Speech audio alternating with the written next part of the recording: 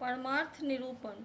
भगवान श्री कृष्ण कहते हैं, उद्धव जी, यद्यपि व्यवहार में पुरुष और प्रकृति, दृष्टा और दृश्य के भेद से दो प्रकार का जगत जान पड़ता है, तथापि परमार्थ दृष्टि से देखने पर यह सब एक अधिष्ठान स्वरूप ही है। इसलिए किसी के शांत, घोर और मूढ़ स्वभाव तथा उसके अनुसार कर्मों की न स्तुति करनी चाहिए और न निंदा। सर्वदा अद्वैत दृष्टि रखनी चाहिए।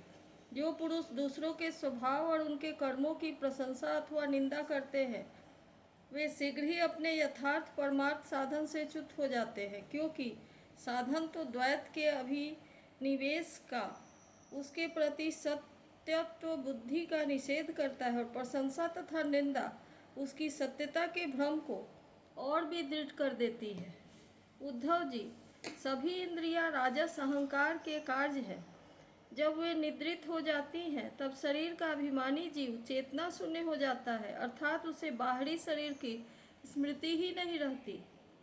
यदि उस समय मन बच रहा, तब तो वह सपने के झूठे दृश्यों में भटकने लगता है, और वह भी लीन हो गया, तब तो जीव मृत्यु के समान गाढ़ निद्रा सुसुप्ति में लीन हो जाता है।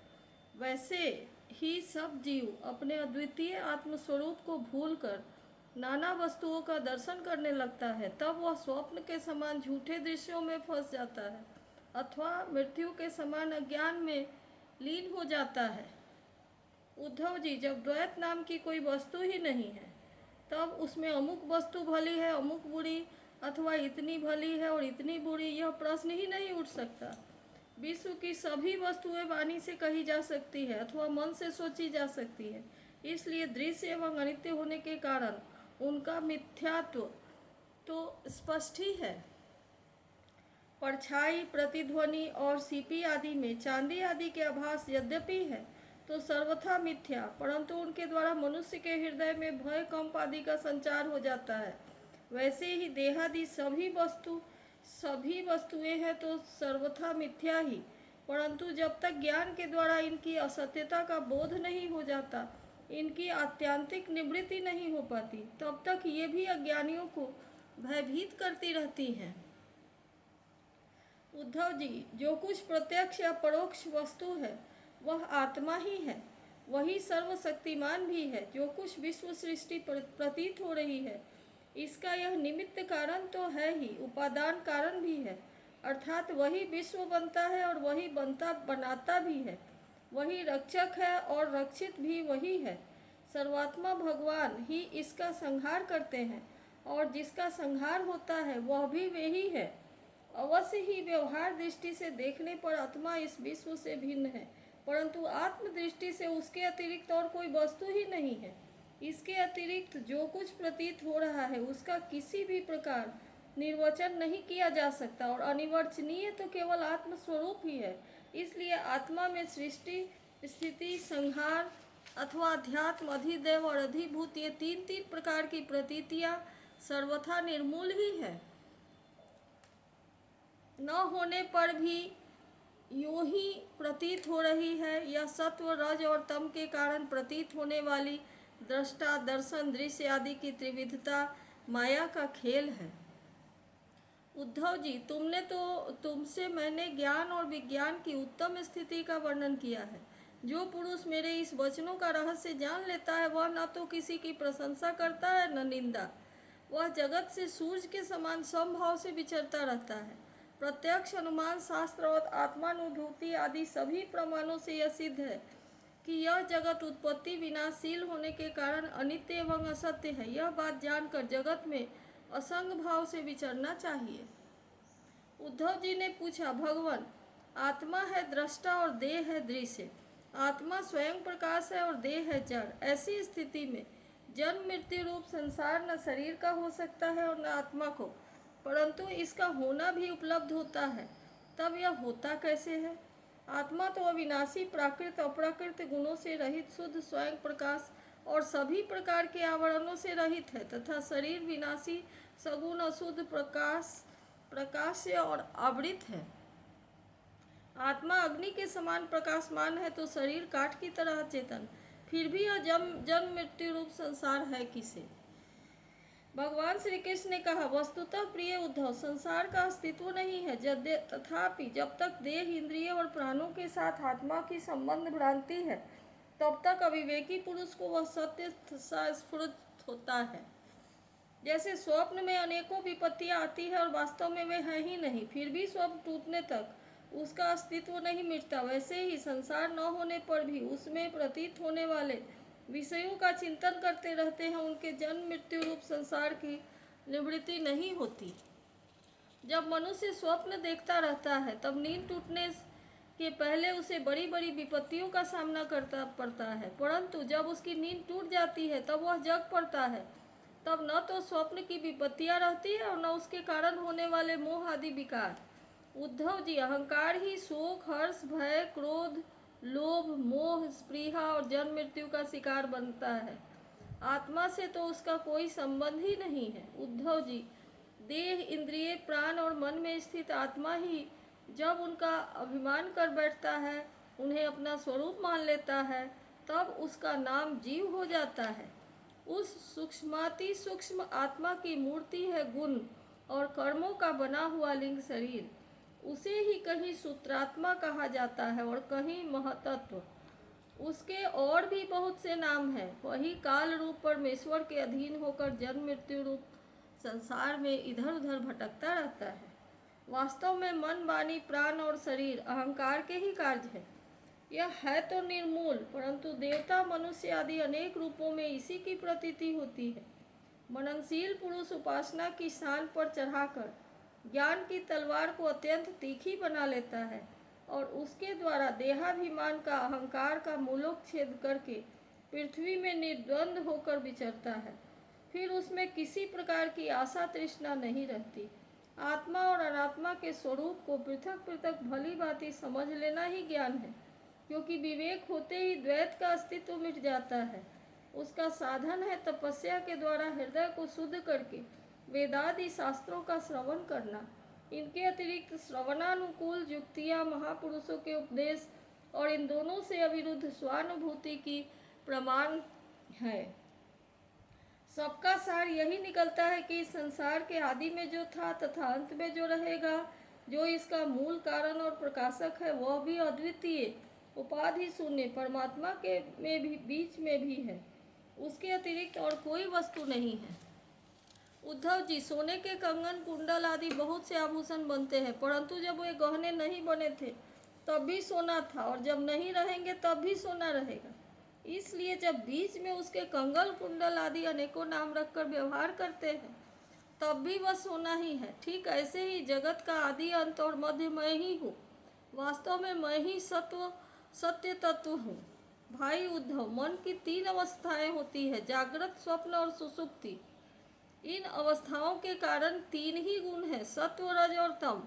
और जगत के 3 भेद थे, अध्यात्म, इंद्रियां, अधिभूत, पृथ्वी व्याधि और अधिदैव, कर्ता।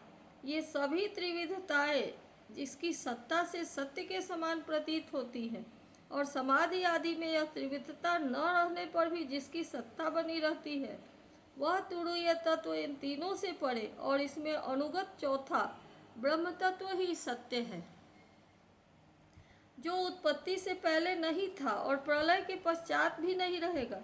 ऐसा समझना चाहिए कि बीच में भी वह है ही नहीं, केवल कल्पना मात्र, नाम मात्र ही है। यह निश्चित सत्य है कि जो पदार्थ जिससे बनता है और जिसके द्वारा प्रकाशित होता है, वही उसका वास्तविक स्वरूप है, वही उसकी परमार्थ सत्ता है। यह मेरा दृढ़ निश्चय है। यह जो विकारमयी राजस सृष्टि है, यह न होने पर भी दिख रही है।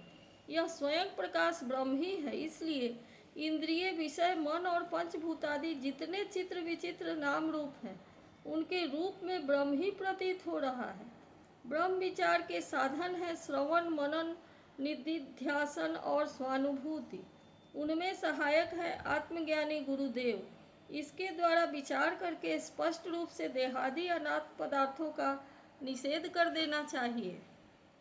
इस प्रकार निषेध के द्वारा आत्म विषयक संदेहों को छिन्न भिन्न करके अपने आनंद स्वरूप आत्मा में ही मग्न हो जाए, और जब सब प्रकार की विषय वासनाओं से रहित हो जाए, निषेध करने की प्रक्रिया यह है कि पृथ्वी का विकार होने के कारण शरीर आत्मा नहीं है, इंद्रिय उनके अधिष्ठात्री देवता, प्राण, वायु, जल, अग्नि एवं मन भी आत्मा नहीं है, क्योंकि इनका धारण पोषण शरीर के समान ही अन्न के द्वारा होता है। बुद्धि, चित्त, अहंकार, आकाश, पृथ्वी, शब्दादि विषय और गुणों की साम्यावस्था प्रकृति भी आत्मा नहीं है, क्योंकि ये सब के सब दृश्य एवं जड़ है। उद्धव जी, जिसे मेरे स्वरूप का भली भांति ज्ञान हो गया है, उसकी वृत्तियां और इंद्रियां आदि समाहित रहती है, तो उसे उनसे लाभ क्या है? और यदि वे विक्षिप्त रहती है तो उनसे हानि भी क्या है? क्योंकि अंतःकरण और बाह्यकरण सभी गुणमय है और आत्मा से इनका कोई संबंध नहीं है। भला आकाश में बादलों के छा जाने अथवा तितर बितर हो जाने से सूर्य का क्या बनता बिगड़ता है? जैसे वायु आकाश को सुखा नहीं सकती, आग जला नहीं सकती, जल भिगो नहीं सकता, धूल धुएं मटमैला नहीं कर सकते और ऋतुओं के गुण गर्मी सर्दी आदि उसे प्रभावित नहीं कर सकते, क्योंकि ये सब आने जाने वाले क्षणिक भाव हैं और आकाश इन सब का एक रस अधिष्ठान है। वैसे ही सत्व गुण, रजोगुण और तमोगुण की वृत्तियां तथा कर्म अविनाशी आत्मा का स्पर्श नहीं कर पाते, वह तो इनसे सर्वथा परे है। इनके द्वारा तो केवल वही संसार में भटकता है जो इनमें अहंकार कर बैठता है। उद्धव जी, ऐसा होने पर भी जब तक इन माया निर्मित गुणों और उनके कार्यों का संग सर्वथा त्याग देना चाहिए, जब तक मेरे सुहृद भक्ति योग के द्वारा मन का रजोगुण रूप मल एकदम निकल न जाए। उद्धव जी, जैसे भली भांति चिकित्सा न करने पर रोग का समूल नाश नहीं होता, वह बार बार उभर कर मनुष्य को सताया करता है, वैसे ही जिसकी मन की वासनाएं और कर्मों के संस्कार मिट नहीं गए हैं, जो स्त्री पुत्र आदि में आसक्त है, वह बार बार अधूरे योगी को वेदता रहता है और उसे कई बार योग भ्रष्ट भी कर देता है। देवताओं के द्वारा प्रेरित शिष्य पुत्र आदि के द्वारा किए हुए विघ्नों से यदि कदाचित अधूरा योगी मार्गच्युत हो जाए तो भी वह अपने पूर्वाभ्यास के कारण पुनः योगाभ्यास में ही लग जाता है। कर्म आदि में उसकी प्रवृत्ति नहीं होती। उद्धव जी, जीव संस्कार आदि से प्रेरित होकर जन्म से लेकर मृत्यु पर्यंत कर्म में ही लगा रहता है और उनमें इष्ट अनिष्ट बुद्धि करके हर्ष विषाद आदि विकारों को प्राप्त होता है। परंतु जो तत्व का साक्षात्कार कर लेता है, वह प्रकृति में स्थित होने पर भी, संस्कारानुसार कर्म होते रहने पर भी उसमें इष्ट अनिष्ट बुद्धि करके हर्ष विषाद आदि विकारों से युक्त नहीं होता, क्योंकि आनंद स्वरूप आत्मा के साक्षात्कार से उसकी संसार संबंधी सभी आशा तृष्णाएं पहले ही नष्ट हो चुकी होती हैं। जो अपने स्वरूप में स्थित हो गया है, उसे इस बात का भी पता नहीं रहता कि शरीर खड़ा है या बैठा, चल रहा है या सो रहा है, मलमूत्र त्याग रहा है, भोजन कर रहा है अथवा कोई स्वाभाविक कर्म कर रहा है, क्योंकि उसकी वृत्ति तो आत्म स्वरूप में स्थित ब्रह्माकार रहती है। यदि ज्ञानी पुरुष की दृष्टि में इंद्रियों के विविध बाह्य विषय, जो कि असत्य है, आते भी है, तो वह अपने आत्मा से भिन्न नहीं मानता, क्योंकि वे युक्तियों, प्रमाणों और स्वानुभूति से सिद्ध नहीं होते। जैसे नींद टूट जाने पर स्वप्न में देखे हुए और जागने पर तिरोहित हुए पदार्थों का कोई सत्य नहीं मानता, वैसे ही ज्ञानी पुरुष भी अपने से भिन्न प्रतीयमान पदार्थों को सत्य नहीं मानते। उद्धव जी, इसका यह अर्थ नहीं है कि अज्ञानी से आत्मा का त्याग कर दिया गया है और ज्ञानी उसको ग्रहण करता है। इसका तात्पर्य केवल इतना ही है कि अनेकों प्रकार के गुण और कर्मों से युक्त देह, इंद्रिय आदि पदार्थ पहले अज्ञान के कारण आत्मा में अभिन्न मान लिए गए थे। उनका विवेक नहीं था। अब आत्मदृष्टि होने पर अज्ञान और उसके कार्यों की निवृत्ति हो जाती है, इसलिए अज्ञान की निवृत्ति ही अभीष्ट है। वृत्तियों के द्वारा न तो आत्मा का ग्रहण होता है और न त्याग। जैसे सूर्य उदय होकर मनुष्यों के नेत्रों के सामने से अंधकार का पर्दा हटा देते हैं, किसी नई वस्तु का निर्माण नहीं करते, वैसे ही मेरे स्वरूप का दृढ़ अपरोक्ष ज्ञान पुरुष के बुद्धिगत अज्ञान का आवरण नष्ट कर देता है। वह इंद्र रूप से किसी वस्तु का अनुभव नहीं कराता। उद्धव जी, आत्मा नित्य अपरोक्ष है, उसकी प्राप्ति नहीं करनी पड़ती। वह स्वयं प्रकाश है, उसमें अज्ञान आदि किसी प्रकार के विकार नहीं है। वह जन्म रहित है, अर्थात कभी किसी प्रकार की वृत्ति में आरूढ़ नहीं होता। इसलिए अप्रमेय है। ज्ञान आदि के द्वारा उसका संस्कार भी नहीं किया जा सकता। आत्मा में देश काल और वस्तुकृत परिच्छेद न होने के कारण अस्तित्व, वृद्धि, परिवर्तन, ह्रास और विनाश उसका स्पर्श कभी नहीं कर सकते। सबकी और सब प्रकार की अनुभूतियाँ आत्मा स्वरूप ही है। जब मन और वाणी आत्मा को अपना अविषय समझकर निवृत्त हो जाते हैं, तब वही सजातीय, विजातीय और स्वगत भेद से शून्य एक अद्वितीय रह जाता है। व्यवहार दृष्टि से उसके स्वरूप का वाणी और प्राण आदि के प्रवर्तक के रूप में निरूपण किया जाता है। उद्धव जी, अद्वितीय आत्म तत्व में अर्थहीन नामों के द्वारा विविधता मान लेना ही मन का भ्रम है, अज्ञान है। सचमुच यह बहुत बड़ा मोह है, क्योंकि अपने आत्मा के अतिरिक्त उस भ्रम का भी और कोई अधिष्ठान नहीं है। अधिष्ठान सत्ता में अध्यस्त की सत्ता है ही नहीं, इसलिए सब कुछ आत्मा ही है। बहुत से पंडिताभिमानी लोग ऐसा कहते हैं कि यह पांच भौतिक द्वैत विभिन्न नामों और रूपों से रूप में इंद्रियों के द्वारा ग्रहण किया जाता है, इसलिए सत्य है। परंतु यह तो अर्थहीन वाणी का आडंबर मात्र है, क्योंकि तत्वतः तो इंद्रियों की पृथक सत्ता ही सिद्ध नहीं होती, तो फिर वे किसी को प्रमाणित कैसे करेंगी। उद्धव जी, यदि योग साधना पूर्ण होने से पहले ही किसी साधक का शरीर रोगादि उपद्रवों से पीड़ित हो जाता है, तो उसे इन उपायों का आश्रय लेना चाहिए। गर्मी, ठंडक आदि को चंद्रमा, सूर्य आदि की धारणा के द्वारा, वात आदि रोगों को वायु धारणा युक्त आसनों के द्वारा और ग्रह सर्पादिकृत विघ्नों को तपस्या, मंत्र एवं औषधि के द्वारा नष्ट कर डालना चाहिए।